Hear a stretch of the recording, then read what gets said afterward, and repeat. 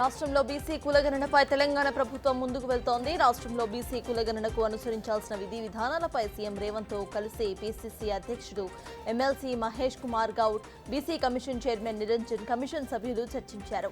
BC కులగణన ప్రక్రియకు తీసుకోవాల్సిన చర్యలపై సమగ్రంగా అధ్యయనం చేయాలని సీఎం సూచించారు. అవసరమైతే ఇతర రాష్ట్రాల్లోని విధానాలను అధ్యయనం చేయాలని సీఎం రేవంత్ సూచించారు.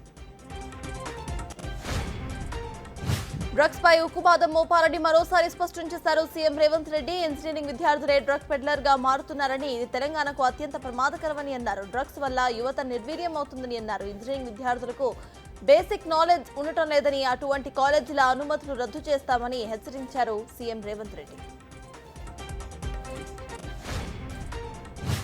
ఏపీలో కూటమి ప్రభుత్వం అధికారంలోకి వచ్చాక మరోసారి ఐపీఎస్లకు స్థానచలనం కలిగింది. 16 మంది ఐపీఎస్ అధికారులను రాష్ట్ర ప్రభుత్వం బదిలీ చేసింది.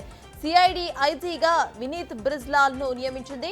పిఎండ్ఎల్ ఐజీగా ఎం రవిప్రకాష్, ఇంటెలిజెన్స్ ఐజీగా రామకృష్ణ, ఇంటెలిజెన్స్ ఎస్పీగా ఫకీరప్ప, డీజీపీ కార్యాలయంలో డీజీపీగా అమ్మిరెడ్డి, రోడ్ సేఫ్టీ అథారిటీ డీజీపీగా సిహెచ్ విజయరావును నియమించింది.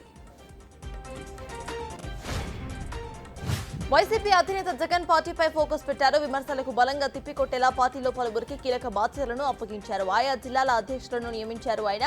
కృష్ణా జిల్లా వైసీపీ అధ్యక్షుడిగా పేర్ని నాని, ఎన్టీఆర్ జిల్లా అధ్యక్షుడిగా దేవినేని అవినాష్, అలాగే వైఎస్ఆర్సీపీ రాష్ట్ర అధికార ప్రతినిధిగా కైలే అనిల్ కుమార్ ను నియమించారు. మాజీ సీఎం జగన్ పై మండిపడ్డారు ఏపీ బీజేపీ చీఫ్ పురంధేశ్వరి. నెల 28న తిరుమలకు వెళ్లాలని వైఎస్ జగన్ నిర్ణయం తీసుకున్న నేపథ్యంలో టీటీడీ అధికారులకు డిక్లరేషన్ సమర్పించిన తరువాతే ఆయన పవిత్రమైన తిరుమల వెంకటేశ్వర స్వామి దర్శనం కోసం వెళ్లాలని సూచించారు. అప్పటి వరకు తిరుమలకు వెళ్లేది లేదని తేల్చి చెప్పారు.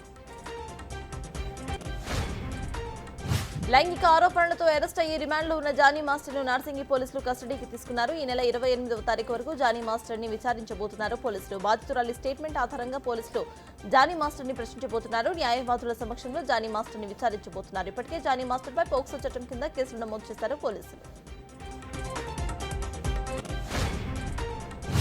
విశాఖ ఉక్కుకు పూర్వ వైభవం తీసుకువస్తామని విశాఖ ప్రాంత కూటమి నేతలు స్పష్టం చేశారు. విశాఖ స్టీల్ ప్లాంట్ ఎదుర్కొంటున్న సమస్యలు పరిష్కారంపై అందరితో కూడా చర్చించి ఏకాభిప్రాయానికి రావాలన్న ముఖ్యమంత్రి చంద్రబాబు నాయుడు ఆదేశాలతో మంత్రి నారా లోకేష్ నేతృత్వంలో విశాఖ ప్రాంత కూటమి ఎమ్మెల్యేలు, ఎమ్మెల్సీలు, ఇతర ప్రజాప్రతినిధులు సమావేశమయ్యారు.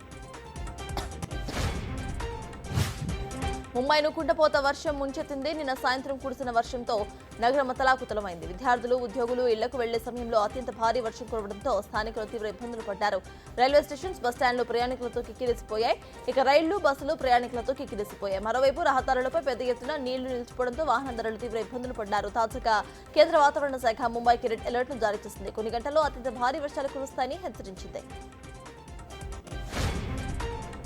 తెలంగాణలో 2 రోజుల పాటు భారీ వర్షాలు కురిసే అవకాశం ఉందని హైదరాబాద్ వాతావరణ శాఖ తెలిపింది. పలు ప్రాంతాల్లో తేలికపాటి నుంచి మోస్తారు వర్షాలు కురిసి భారీ వర్షాలు కురిసే అవకాశం ఉన్నట్టుగా వెల్లడించింది. ఆదిలాబాద్, కొమరంభీం, ఆసిఫాబాద్, మంచిర్యాల, నిర్మల్, నిజామాబాద్, జగిత్యాల, రాజన్న సిరిసిల్ల, జయశంకర్, భూపాలపల్లి జిల్లాల్లో అక్కడక్కడ భారీ వర్షాలు కురిసే అవకాశం ఉందని తెలిపింది.